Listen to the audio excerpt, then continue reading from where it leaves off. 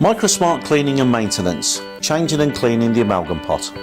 We would recommend PPE, gloves, face mask, apron and eye protection. First, turn the unit off. The screen will turn off after approximately 20 seconds. Number 2. Using the handle, wind down the amalgam pot in a clockwise direction. You can now remove the amalgam pot. Number 3. We recommend you replace with a new pot. Alternatively, empty the sludge into a sludge drum, making sure you clean the groove at the back of the pot thoroughly.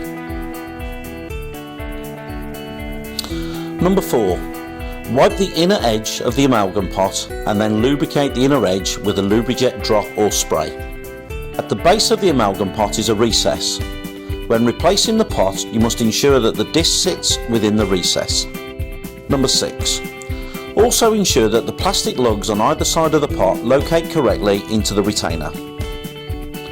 Number 7. Wind the handle on the base of the pot in an anti-clockwise direction to move the pot up into position, ensuring the lugs locate into the grooves.